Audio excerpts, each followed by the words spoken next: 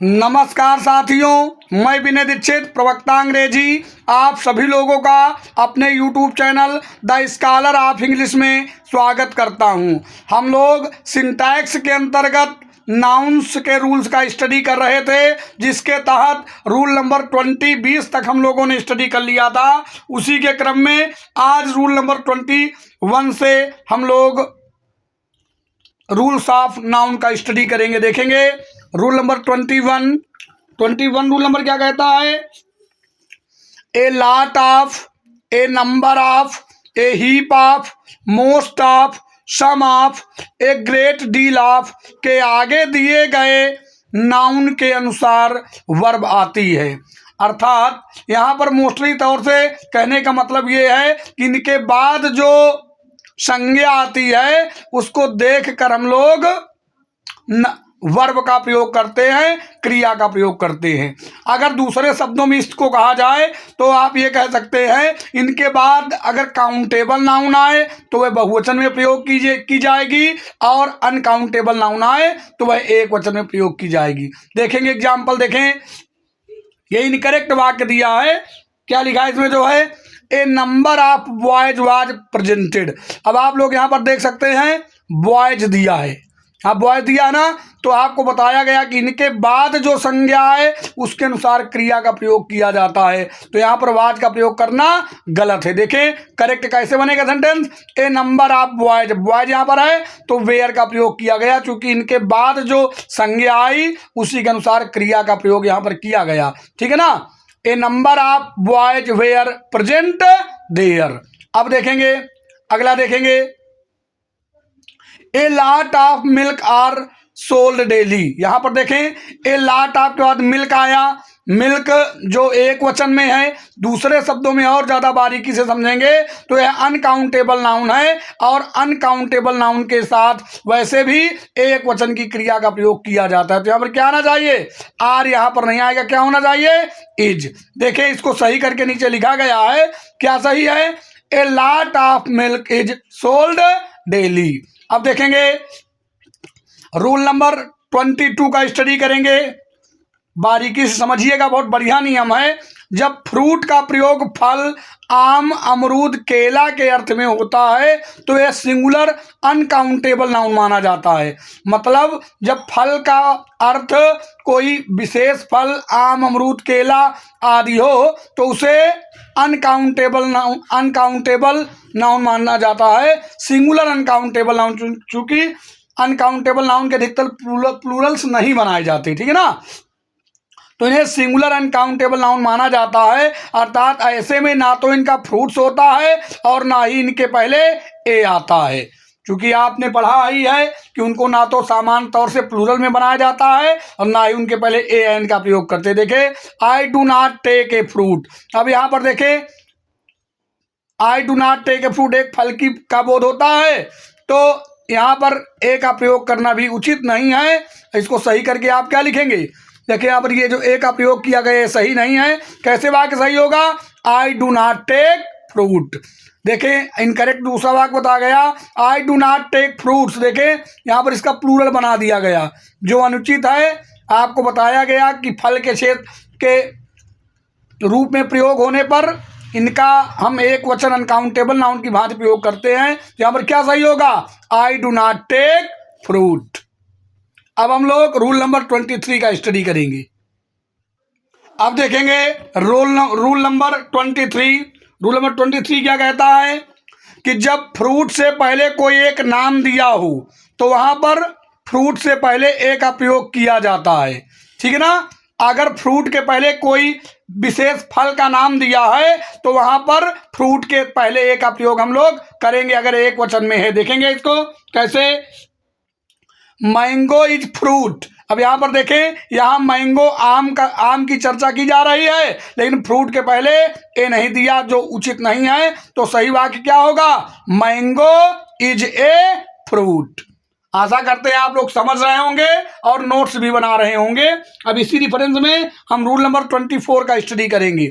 जब फ्रूट शब्द का प्रयोग मेहनत का फल, ध्यान देंगे यहाँ पर मेहनत का फल, जब फ्रूट शब्द का प्रयोग मेहनत का फल, इंतजार का फल, संतोष का फल के अर्थ में हो तो यहाँ प्लूरल नाउन माना जाता है, अर्थात इनके साथ यस लगाकर प्लूरल वर्ब आती है। मतलब देखिए वाक्य ये कह रहा है, यदि फ्रूट का अर्थ मेहनत का फल, इंतजार का फल और संतोष का फल आए तो इस अर्थ में इनके साथ यस लगाया जाता है और इनके साथ बहुवचन क्रिया का भी प्रयोग हम लोग करते हैं। देखेंगे कैसे। The fruit of hard work is always sweet. अब आपको बताया गया कि कठिन परिश्रम का फल सदैव मीठा होता है। तो इन मेहनत का फल, इंतजार का फल, संतोष का फल, ये रिफरेंस दे रहा है वाक्य। तो यहाँ पर फ्रूट का प्रयोग किया गया जो उचित नहीं है, इसको प्लूरल में होना चाहिए। क्या होना चाहिए? The fruits of hard work, कठिन परिश्रम के फल आर ऑलवेज स्वीट, सदैव मीठे होते हैं। तो इसको ध्यान देंगे कि यानी मेहनत का फल, इंतजार का फल, संतोष का फल आदि रिफरेंस देने के लिए इनका प्रयोग प्लूरल में होता है और इनके साथ प्लूरल वर्ब का भी प्रयोग किया जाता है। अब हम लोग ध्यान देंगे rule number 25, noun in opposition के केस में फर्स्ट नाउन प्रोनाउन के नंबर, वचन और जेंडर के अनुसार ही वर्ब लगती है। इसके में कहने का मतलब ये है कि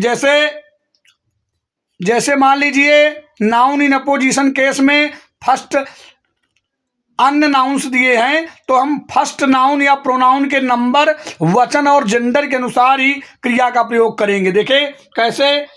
जैसे कह रहा वाक्य जो है यू माई फ्रेंड इज, अब यहाँ पर गलती क्या की गई, यहाँ पर माई फ्रेंड को कर्ता मान लिया गया जो उचित नहीं है। अब यहाँ पर इज गलत है, माई फ्रेंड के अनुसार इज का प्रयोग किया गया, जबकि कर्ता क्या है यहाँ पर? यू, ठीक है ना। तो यहाँ पर क्या लिखेंगे? यू माई फ्रेंड, चूंकि यू के साथ आर का प्रयोग किया जाता है इसलिए यहाँ पर आर लगाया गया है। You my friend are very witty, इस तरह वाक्य बनाया जाएगा। अब हम लोग रूल नंबर 26 का स्टडी करेंगे। अब हम लोग ध्यान देंगे रूल नंबर 26। रूल नंबर 26 क्या कह रहा है? जब वर्ड का प्रयोग प्रतिज्ञा,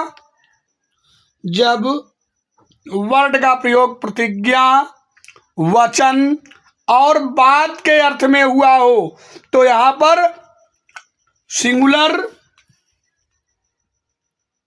रहता है। अर्थात वर्ड का प्रयोग जब प्रतिज्ञा, वचन और बात के रिफरेंस में हो तो इसका प्रयोग सिंगुलर सेंस में किया जाता है, लेकिन जब शब्द के अर्थ में हो, ध्यान देंगे, किंतु जब शब्द के अर्थ में हो तो इसका प्लूरल भी हो सकता है। प्रतिज्ञा, वचन और बात के रिफरेंस में वर्ड का प्रयोग एक वचन के रूप में होता है और इनके साथ एक वचन की क्रिया का भी प्रयोग किया जाता है। किंतु यदि अगर शब्द का रिफरेंस दिया जाए तो इनके साथ ये बहुवचन में वर्ड्स लिखा जाता है और इनके साथ बहुवचन की क्रिया का भी प्रयोग हम लोग करते हैं। देखेंगे कैसे।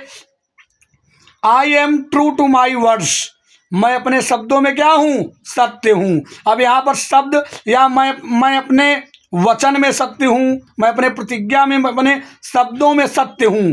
तो यहाँ पर मैं अपने बात में सत्य हूं, यहाँ पर ये बोध होता है। तो यहाँ पर हम क्या करेंगे, यहाँ जो वर्ड्स आया है यह वर्ड्स लिखा जाना उचित नहीं है, क्योंकि प्रतिज्ञा, वचन, बात का बोध होता है। यहाँ पर क्या सही होगा? I am true to my word. देखें यहाँ पर लिखा है करेक्ट, सही सेंटेंस ये है। अब देखेंगे दूसरा रिफरेंस एक और, दूसरा वाक्य क्या है? इनकरेक्ट सेंटेंस ये, there are 4 word in this sentence, इस वाक्य में 5 शब्द हैं। तो अब शब्द देखें, वचन, प्रतिज्ञा, बात की तो बोध हो नहीं रहा, तो ये 5 शब्द हैं। तो शब्द के उसमें जो है हम इसको प्लूरल में प्रयोग करते हैं और सामान्य तौर से इसके साथ प्लूरल वर्ब का भी प्रयोग किया जाता है। देखेंगे कैसे। देयर आर 4 वर्ड्स यहाँ पर दिया है, एक करेक्ट सेंटेंस यहाँ लिखा भी है कि वाक्य सही है। There are 4 words in this sentence.